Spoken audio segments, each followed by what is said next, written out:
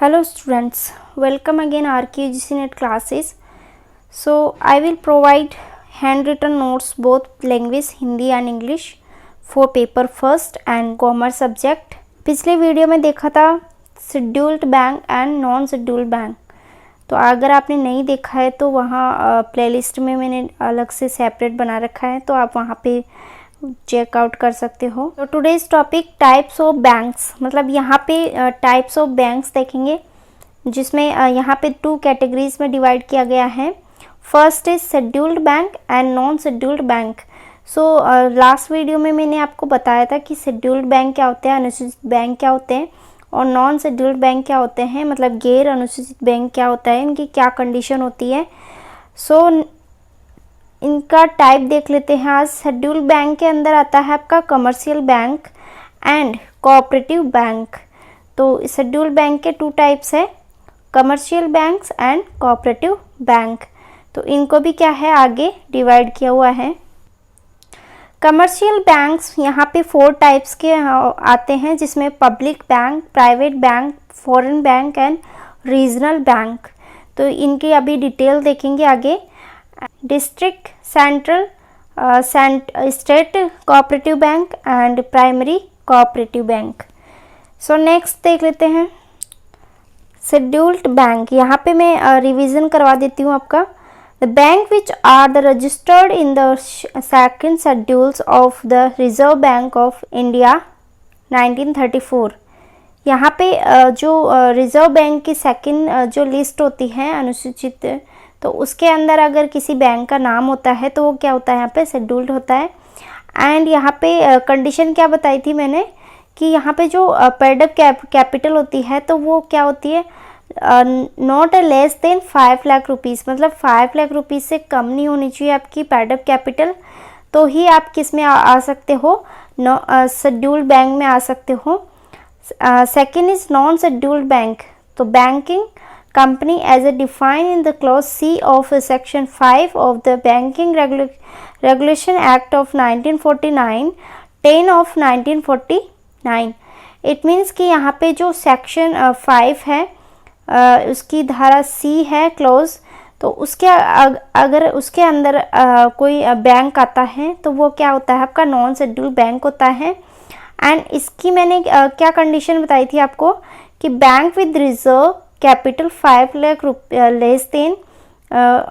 तो यहाँ पे क्या है कि जब आपका जो paid up capital bank with reserve 5 lakh रुपए से कम होता है तो किस में आता है, नॉन शेड्यूल्ड बैंक में आता है। सो दैट ये था, और इसको पिछली वीडियो में मैंने और भी अच्छे से बता रखा है, तो आप वहाँ से जाके देख सकते हो।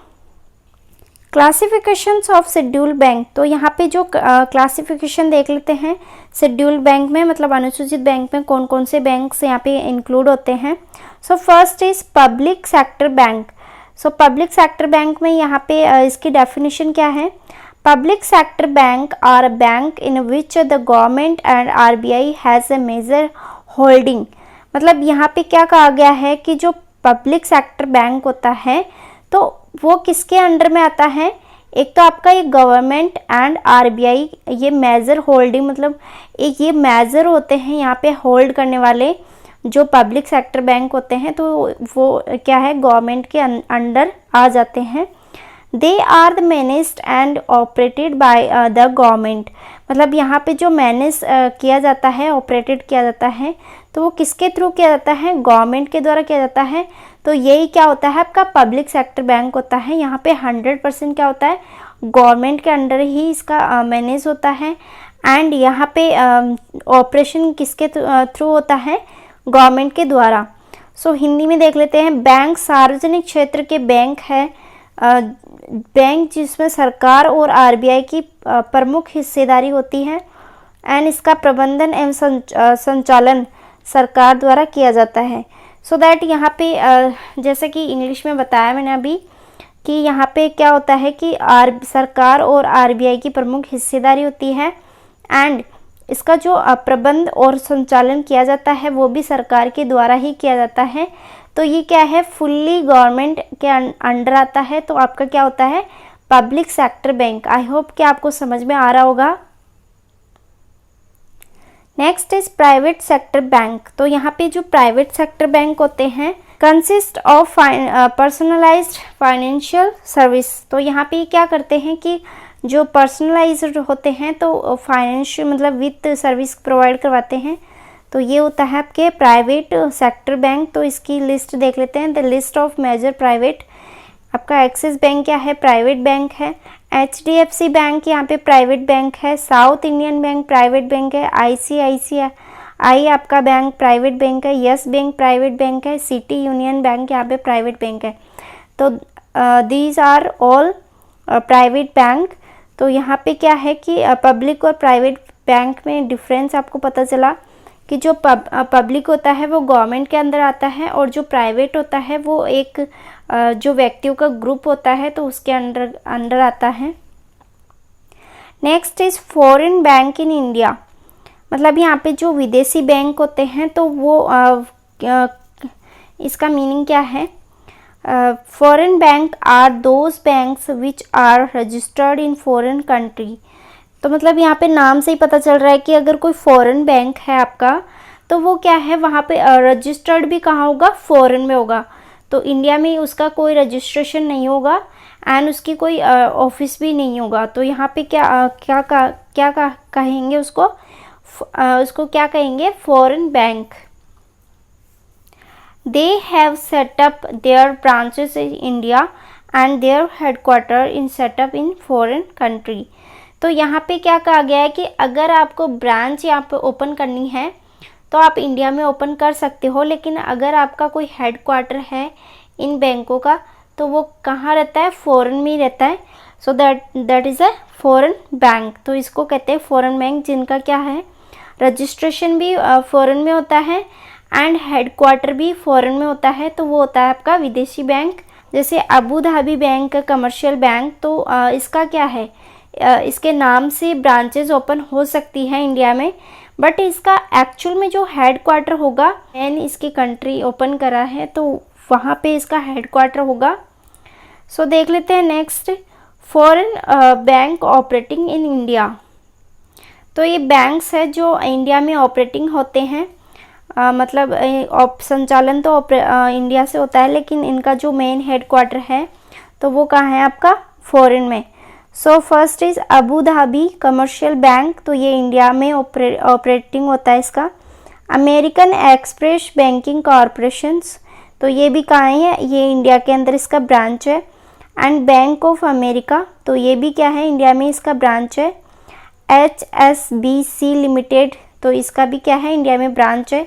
तो ब्रांचेस तो आप इंडिया में खोल सकते हो, लेकिन इसका जो मेन हेडक्वार्टर होता है तो वो कहाँ होता है, विदेश में होता है। सो हिंदी मीनिंग देख लेते हैं।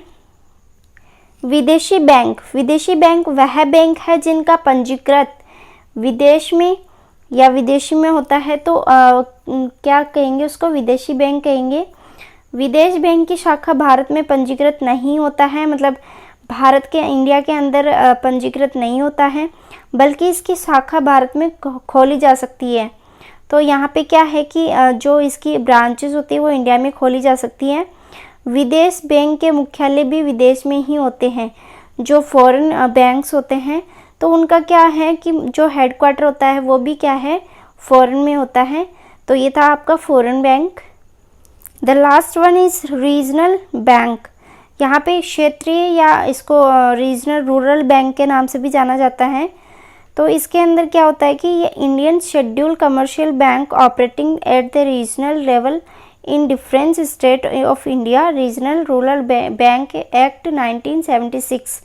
तो यहाँ पे क्या कहा गया है कि जो रीजनल रूरल बैंक होते हैं तो ये किसके अंडर आते हैं, रीजनल रूरल बैंक एक्ट के 1976 में ये जब पारित हुआ था तो उसके अंडर आता है। नेक्स्ट इज फाउंडेड कब हुआ था, ये अक्टूबर 2, 1975। मतलब इसका एक्ट तो लाया गया था बाद में, लेकिन इसको पहले ही इस्टेब्लिशमेंट कर दिया गया था। Providing banking facility to rural and semi urban areas. It means कि जो एक ग्रामीण क्षेत्र होता है तो पहले की जो बैंक्स होते थे वो ओनली सिटी में ही होते थे, जो अर्बन एरियाज़ होते थे वहीं पे ओपन करते थे। सो एक जो ग्रामीण एरिया को बैंक से कनेक्ट करने के लिए यहाँ पे क्या क्या खोला गया, रीजनल रूरल बैंक की स्टैब्लिशमेंट की गई थी। सो यहाँ पे देख लेते हैं कि रूरल यहाँ पे कहा गया स्पेशली कि rural and semi urban areas, मतलब जो अर्ध शहरी होते हैं तो उन क्षेत्रों को यहाँ पे बैंक से कनेक्ट करने के लिए यहाँ पे क्या आरआरबी को ओपन किया गया है। एंड यहाँ पे रीजनल रूरल बैंक आरआरबी का फुल फॉर्म है। हिंदी मीनिंग, ग्रामीण अर्थव्यवस्था के विकास की दृष्टि से नरसिम्हा समिति की सिफारिशों पर सितंबर 1975 के प्रावधानों तथा क्षेत्रीय ग्रामीण बैंक अधिनियम 1976 के तहत क्षेत्रीय ग्रामीण बैंक की स्थापना की गई।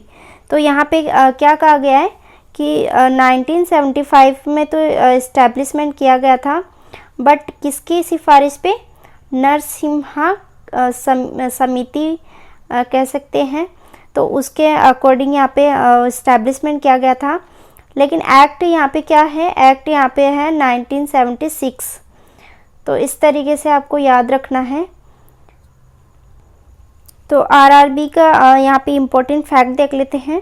सेटअप कब हुआ था, 1975 में यहाँ पे आरआरबी का सेटअप किया गया था 1975 में, recommended by the Narasimhan committee.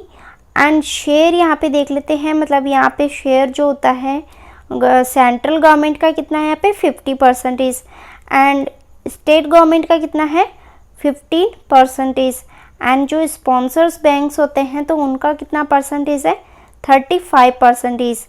And जो फर्स्ट आरआरबी ओपन किया गया था तो उसका नाम क्या था, प्रथमा बैंक। ये क्या है, एसएससी एंड बैंक्स में ज़्यादा क्वेश्चंस पुटअप होते हैं यहाँ से। सो यहाँ पे प्रथमा बैंक फर्स्ट आरआरबी था आपका, जो स्पॉन्सर्ड किया गया था सिंडिकेट बैंक द्वारा। तो ये मोस्ट है यहाँ पे कि स्पॉन्सर किसके द्वारा किया गया था, सिंडिकेट बैंक द्वारा। सो नोट देख लेते हैं यहाँ पे, प्रथमा bank headquarter is Moradabad and जो कि इस्टेब्लिशमेंट हुआ था 2 अक्टूबर 1975 में। तो ये हैं आपके important notes types of banks पे। सो नेक्स्ट वीडियो होगा इसी का सेकंड पार्ट, जिसमें करेंगे कोऑपरेटिव बैंक्स। तो उसके अंदर भी बहुत सारे बैंक्स हैं। अगर आपको ये इनिशिएटिव अच्छा लग रहा है तो प्लीज़ लाइक करें। And thank you so much for watching my video and follow Instagram पे।